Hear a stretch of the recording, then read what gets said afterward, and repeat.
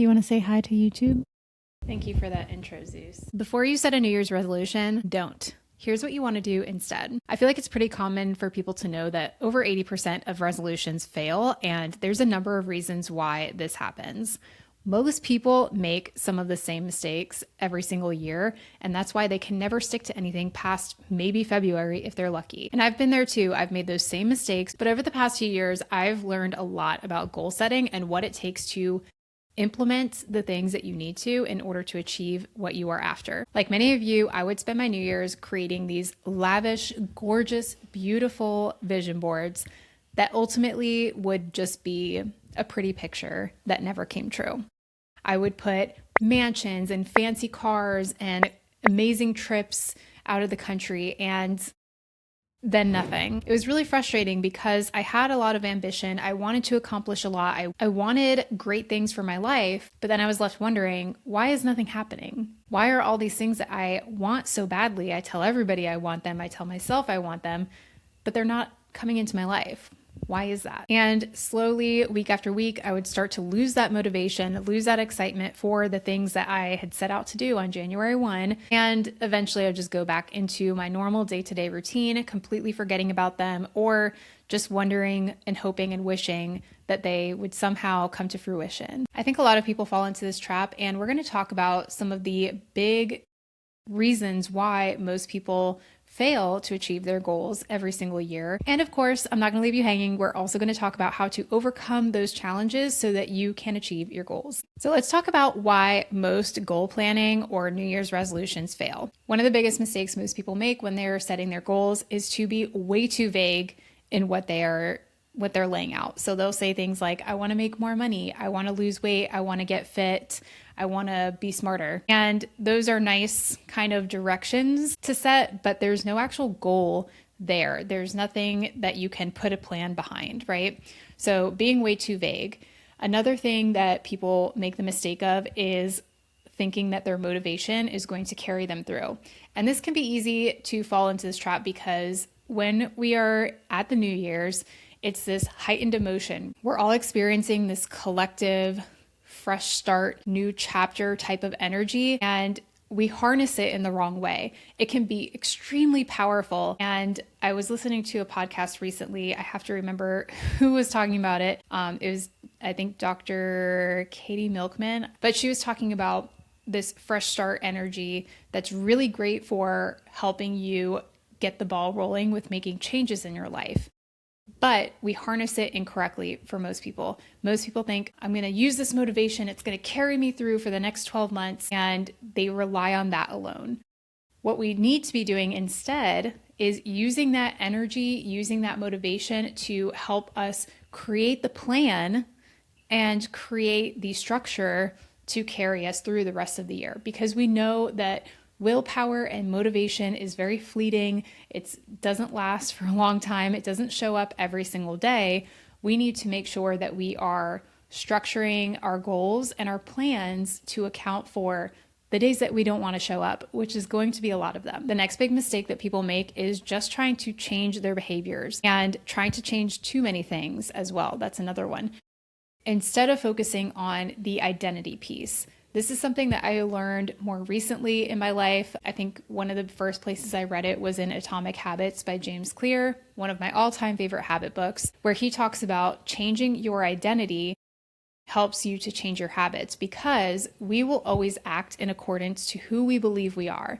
If we believe that we are lazy and inconsistent, then it's going to be extremely difficult for us to act opposite of that, right? And this happens in so many areas of our life, right? We all have an identity of who we believe we are, whether it's, something related to our health and fitness or our financial situation or relationships. Like if you always think I'm like so unlucky in love, I can never find the right person, it's going to be hard for you to find the right person because you're always going to kind of default into these behaviors and these patterns that continue to bring in the wrong people into your life or for you to pass over the right people, right? So overlooking the identity piece is a huge mistake that most people make when trying to set their goals. This next one is a huge one and one that I personally have struggled with so often in my life. And this is like the capacity blind spot. Going back to that high energy of motivation, change, fresh start, in our excitement, we overestimate what we are actually capable of. And I'm not saying that we are incapable of doing amazing things, because certainly not. I think that we are all capable of achieving greatness and doing amazing things. But what I mean is that we plan for and think about our ideal situation, our ideal day, our ideal life when we are trying to implement new habits and things into our lives. So perfect example is health and fitness. If you are somebody who currently does not work out at all, you hit the drive-through multiple times a week for meals, you don't get great sleep, you don't drink enough water, you're not eating a lot of whole natural foods in your diet. On January 1, you say, I'm going to make all of my meals at home. I'm going to cook everything is going to be this crazy, nutritious, beautiful recipe that I found on Pinterest. I'm going to drink a gallon of water every day. I'm going to go to the gym and do a 2-hour workout 6 times a week. How long do you actually think that that is going to last? You might be lucky if you get in maybe 2 weeks of that before you crash and burn.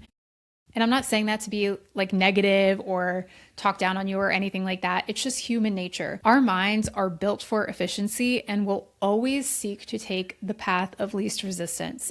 Making that amount of change in a short amount of time is high resistance. There's going to be a ton of friction, and you're not accounting for real life when you set out to make changes like that. You should be planning for your worst days, your busiest days, the days that you feel like terrible and absolutely want to do nothing. If you plan for what you can accomplish on those days, then the easy days, the great days, the best days are going to be a cakewalk for you.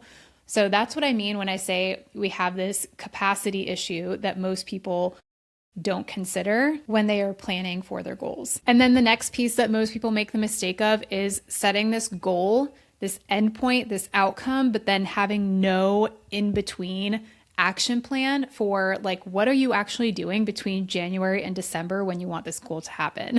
For example, if you say, even if you have a specific goal, I want to lose 25 pounds of body fat, that's a great specific goal that you can actually track. But if you just say that, I want to lose 25 pounds of body fat by December, and then you make no plan for how you're actually going to accomplish it, you're just kind of wishing and hoping that it's somehow going to happen for you throughout the entire year. And it's just not going to happen. That's what I mean for like that missing middle part. You need to not only set the goal, but then you need to reverse engineer how you're going to get there. All right, so those are the big mistakes that most people make when they are trying to plan their goals or set their New Year's resolutions every single year. Now we're going to dive into how to properly set goals so that you can avoid all of those mistakes, so that you can end the year feeling accomplished, amazing, and achieving those goals. So I have a 6-step framework that I follow when I'm planning out my goals for the year. And this has evolved over the past few years as I've learned more and tried more things, and I've failed and I've succeeded, and I put all my learnings into this, and it's constantly evolving because as I learn new things, I want to update the process that I'm following. So I actually am re-recording this episode from the other day because I learned something the other day listening to a podcast with James Clear, Atomic Habits. And I was like, that is brilliant. I'm going to incorporate that into how I plan and set my goals because I'm still working through mine for 2026. Even though it's January 2nd right now, I don't think that you have to have it all figured out on January 1st in order to see success. I'm actually going to be taking this whole month of January to really take the time to think about what I want to achieve, start to put a plan in formation, and then as the month goes on, kind of think and feel, is this right? Is this working? Does this feel like the path I want to be on? So I highly encourage you to remain flexible. Don't feel like, when you set a goal, it has to be so rigid and then you end up hating it halfway through and you either abandon it altogether or you give up on all your goals. It's definitely something that can be an evolving process for you. And we're going to talk about that a little bit later too. Also, before I dive into all of this, you guys know I love creating a workbook for you. So down below in the description, I have included my free goal planning guide. You can download it for free, and it's going to walk you through this entire process. It's an actual workbook, so you can print it out, write in it, all that good stuff. All right, so step number 1 is to reflect and audit your life. The reflection piece I find is super important because it can be really easy for us to constantly just be moving on to the next thing, setting the next goal. But if you're not taking the time to look back, reflect, what are the things that worked? What are the things that didn't? What are the things that I enjoyed doing? Do I not enjoy doing?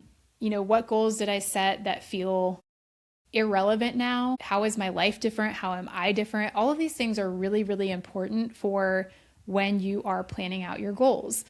And another key piece of this is that your life is going to constantly be shifting, which means your priorities are going to be shifting. It might be a time where certain areas of your life and goals that you have for those areas take more precedence or have more priority over others. For example, if you're in a time where your career is very high priority and the goals that you have for your career are very high priority, but then all of a sudden you have a baby and now your priorities are shifting, your family is taking more precedence, your goals might shift a little bit. Maybe you are not worried about becoming a VP at your organization. You're like, okay, I'm happy being a manager so that I have more time to spend with my family, because if I were to be a VP, then I would have to be working way more hours than I'd be comfortable with having a new baby at home. So these are things that you need to take the time to reflect on and think about.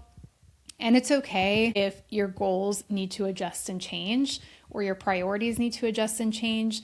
I just want to throw that out there because sometimes we can get really stuck on, I have to set this goal, I have to achieve this goal, and then it becomes like tunnel vision, and we get too caught up in that, and it's not actually something that we want anymore. So just throwing that out there. So in the guide that I have down below, I have a number of different reflection prompts that you can walk through, just thinking through the past year, your accomplishments, your lessons learned, all of those good things. You just kind of want to journal it out as much as possible. I highly recommend writing it out. Sorry if you can hear my dog snoring. He is sleeping next to me on this chair, which is why I'm like sitting on the very edge of it. Writing things has a different cathartic process for you, and it works differently in your brain than when you're just typing things out. So I highly recommend you just print and write on this workbook, but you can also do it digitally. Next, you want to audit your life. So in the workbook, I have the Wheel of Life. I'll put it up here on the screen as well. The Wheel of Life exercise is something that I really love doing because it does give you that visual of, okay, where do I need to focus my time and energy in my life right now? So the wheel that I have has 12 categories. If you Google it, there's so many different variations. There might be like 6 to 8 categories or whatever. I like to get hyper specific, so I have 12 categories on mine. The way that it works is that for each category, you have a rating of 1 to 10, so 1 being the lowest, 10 being the highest, and you will color in the wheel up to the number that you feel you are at in that category. For example, if you feel like your health and wellness is a 4 out of 10 right now, you would color in up to the 4. Once you've completed all the areas, you're going to go back and circle the number or put a dot next to the number for what you desire that category to be. In the example of health and wellness, if you are at a 4 currently, but your desired state is to be a 9 out of 10 in health and wellness, you're going to circle that 9 or put a dot next to the 9. Once you've completed all of the categories, you can now see the gap between where you are and where you want to be for every category of your life. Now you can see what has the biggest gap. That is where I need to spend the most amount of time and energy this coming year if I want to close that gap. Now, like I mentioned, there may be circumstances where maybe something has a bigger gap than others, but due to the circumstances in your life, that has to take precedent currently. So for example, if my career has the biggest gap, but right now I have a brand new baby at home, or I have some health circumstances that are causing me to be extremely unwell, I need to put more focus and time in those areas than maybe the career. So you just have to think for yourself, reflect for yourself.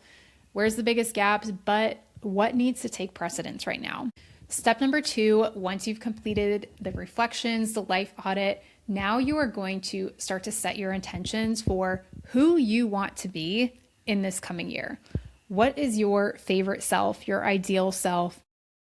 How does that person show up? What do they do? How does their life look? Again, in the workbook, I have a ton of questions that help you to reflect on this and walk through this prompt, creating your ideal day, all of these different activities that are going to give you a really clear visual of this ideal version of yourself. I like to call it your favorite self. Once you have that very clear visual, you are then able to move into step 3, which is your goal brainstorm. So now thinking about that person, that version of yourself. What are they doing? How are they doing it? How do they show up? What do they act like? You can start to think about, what are the goals that I want to set that would help me achieve that version of myself?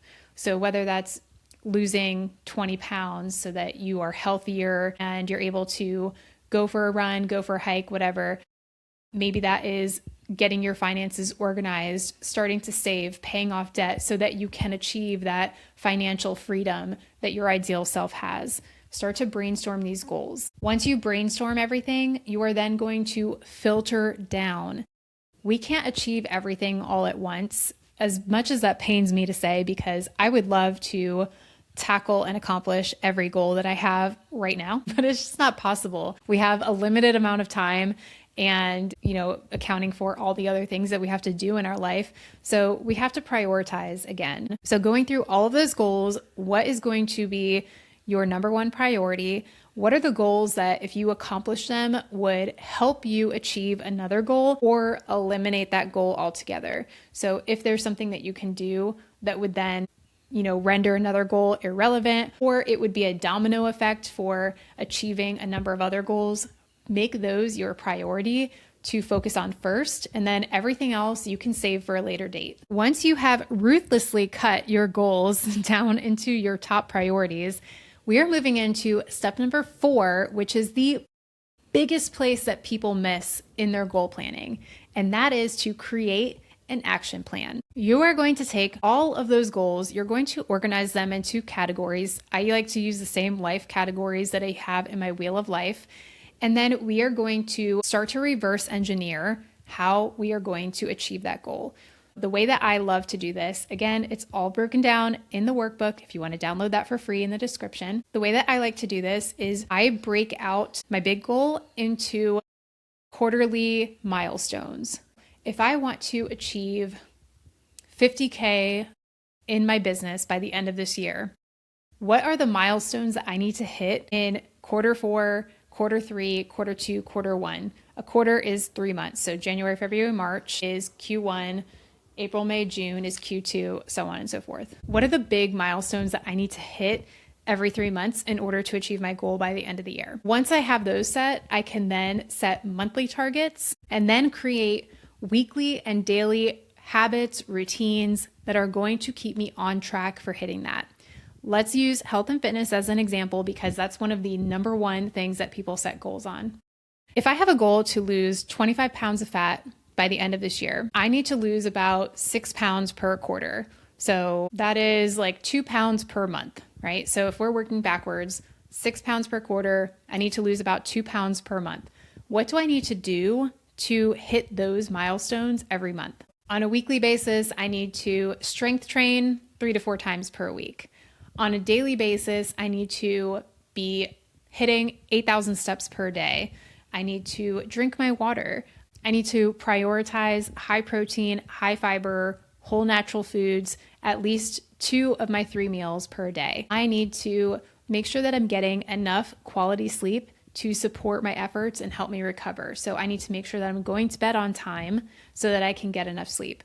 This is how you create an action plan that has steps you can follow. So now we've taken this goal that is a great wish and dream, and we're breaking it down into something that we can focus on every single day and that we can track and measure.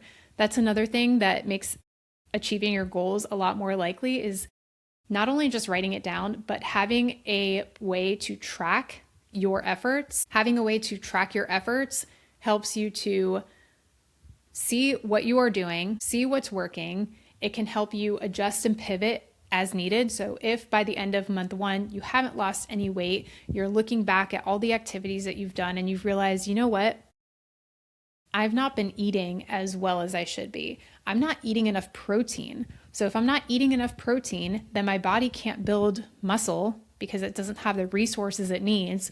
You're able to connect these dots and make pivots and adjustments on the fly. So now, instead of wasting the entire year and being like, I didn't achieve my goal, you have learned some lessons over the first few weeks that you can then change, adjust your approach, and start to see results sooner. Another thing that I like to do when I'm creating my action plan is also to plan for obstacles. So often people are surprised when obstacles get in their way, and 99.9% of the time, they are obstacles that we can actually plan ahead for because they are so common. One big one I hear from people is like, oh, well, I didn't get to do my workout because I had to work late or traffic was really bad. Okay, that doesn't mean that you have to completely skip your workout.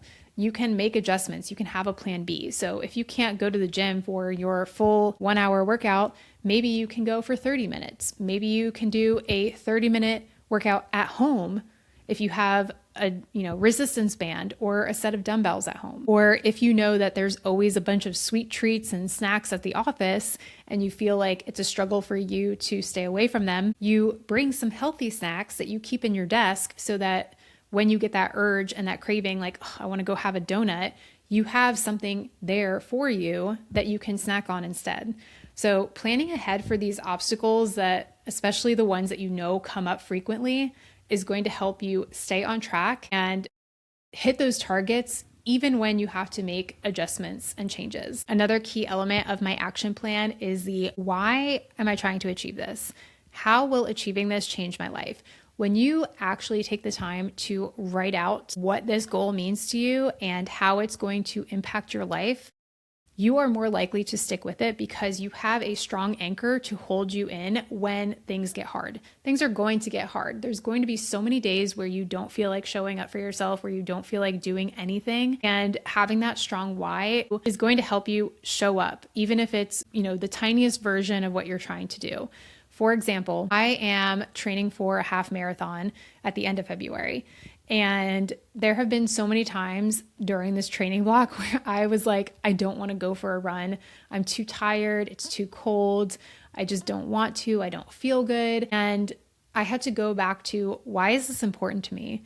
How am I going to feel when I achieve this goal? And that helped me to just show up, go on a run, even if it was a terrible run, even if I didn't feel like it, even if I was really slow, even if I walked for most of it, I would still get it done. Or, if I had to do like 2 miles instead of my planned 6, I still got to check off the box that I did something. And I never regret going out and doing it, even if it's not what I expected or what I had planned. I always feel more accomplished for doing something than doing nothing. Step number 5, once you have outlined all of your goals, you've created your action plan, you are ready to start going, is your support system. Now, I know that this one can be hard for some people because sometimes your family and friends will be the least understanding of what you are trying to achieve. I think this goes back to the identity piece. Sometimes when you set goals or you are making changes, it can feel like an attack on someone else's identity. I think the best thing to do is to give an example here. When I stopped drinking, there were people that when I said, no, I didn't want to drink, no, thank you, I don't want to drink, or no, thanks, I don't drink, there were people that took that offensively and they would get upset and angry that I didn't want to drink. And they would call me lame and boring and whatever.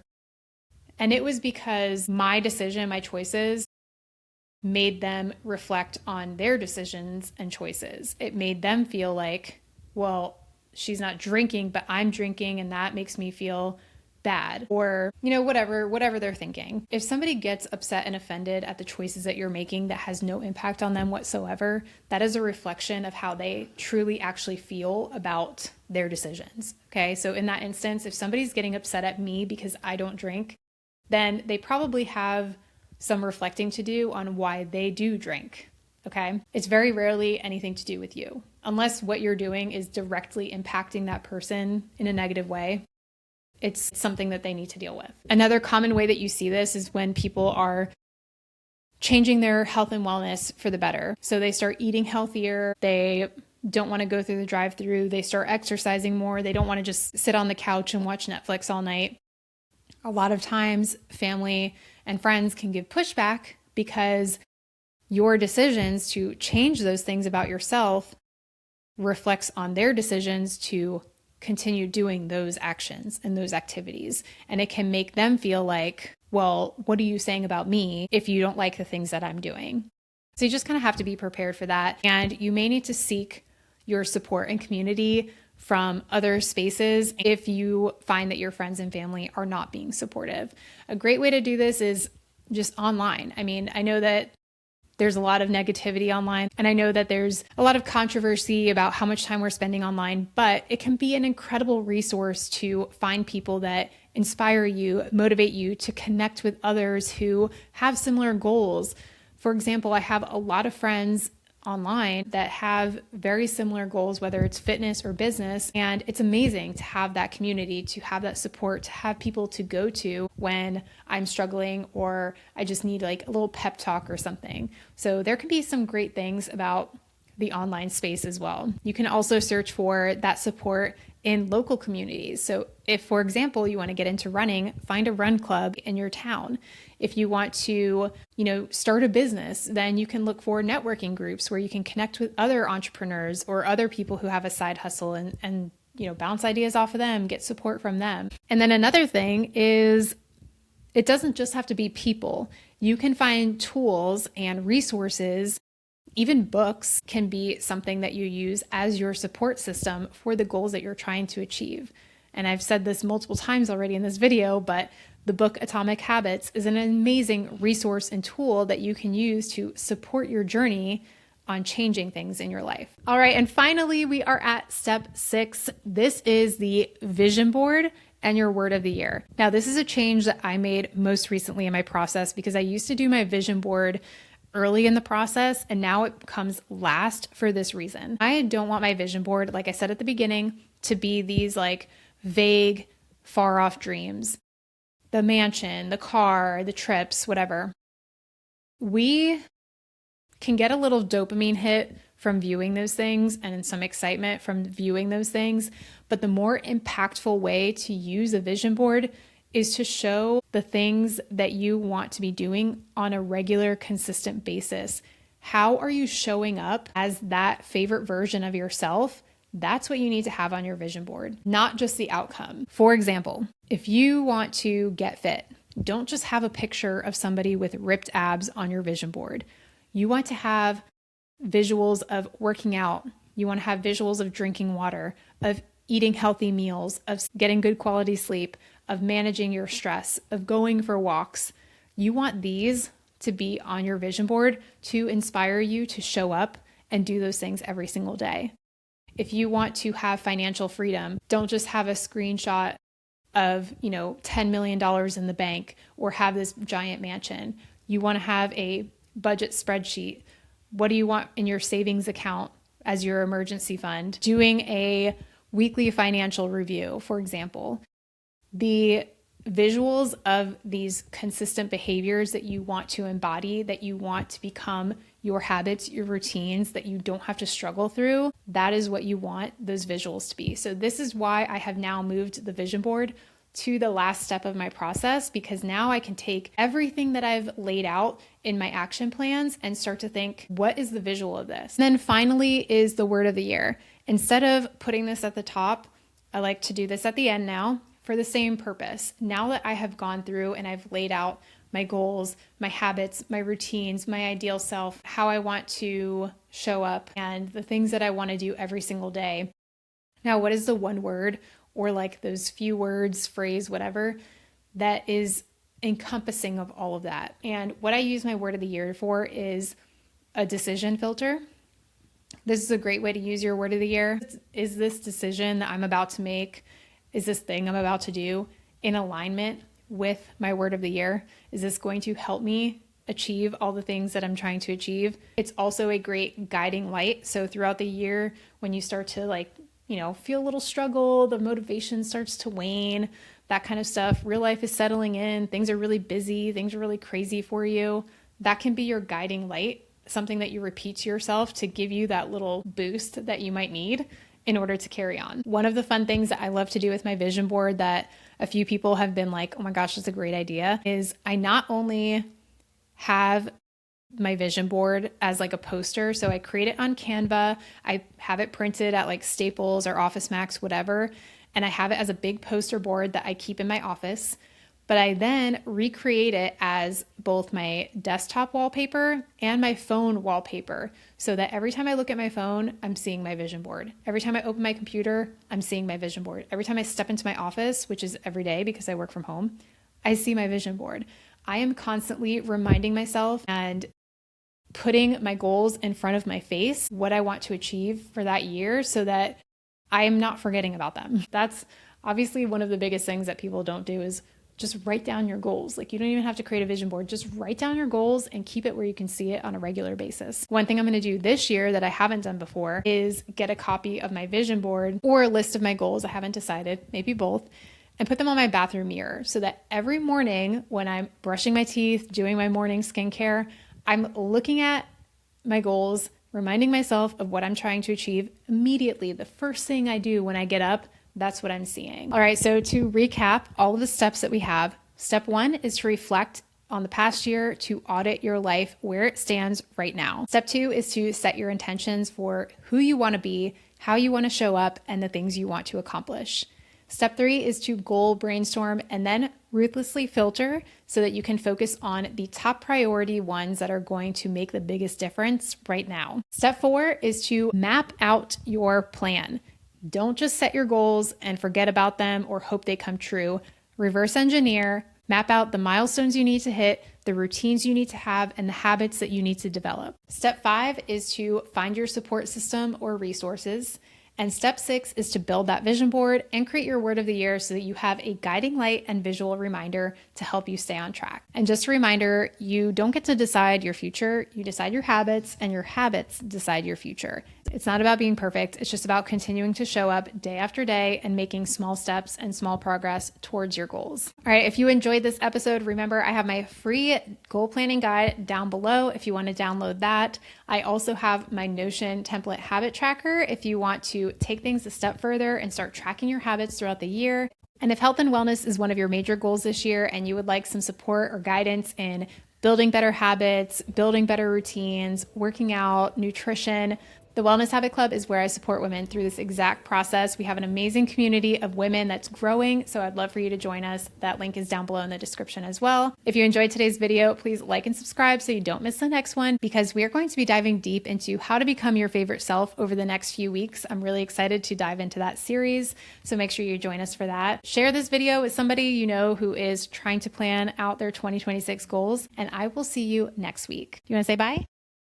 Bye.